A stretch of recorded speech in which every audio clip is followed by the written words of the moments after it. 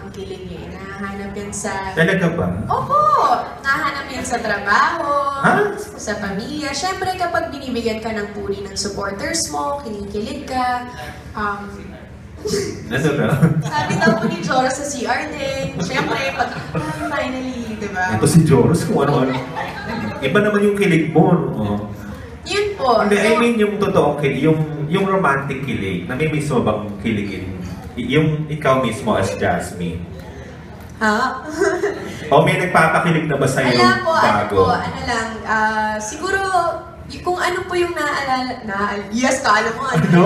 Hindi po, kung ano man po yung alam ko about kilig, syempre, china-channel ko na lang po yun. Iniisip ko, paano kaya kung totoong si Vin yung ganun, or si Luis yung nagpapakita sa akin ng affection. Syempre, kikiligin ka kasi parang, oh, okay, nakikita nila na worth to be given the effort and the time and the gifts or whatever man, pansin. Diba? So wala pang bagong nagpapakilig sa'yo, no? Wala po. Talaga? Hindi ka naman naghahanap? Hindi po. You're not dating? Mahirap po yan. MWF po ang schedule ko dito. Meron din po akong Tuesday, Thursdays, and Saturdays. And then Sundays po, yun lang po ang tulog ko. So, medyo... So because So, of the... panaginip lang po, may dinadita ko. Charot. So because of the skit, kaya ka wala kang panahon? Hindi lang naman po. Parang, alam ko naman po ngayon, wala pa yan sa... Wala pa sa priorities mo. Hindi naman... ayoko naman po kasi magsinungaling na sabihin na I'm prioritizing work or...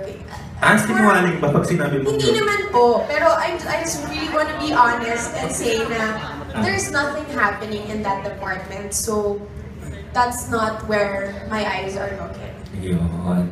Okay. Pero diretso yung nakitang tanong naka-move on ka na ba from Sam? Pa? Oo, binibinihan.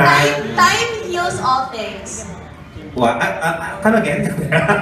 Ako rin ang nabigay. Ano yun? Time? Time heals all things. Na-heal na ba?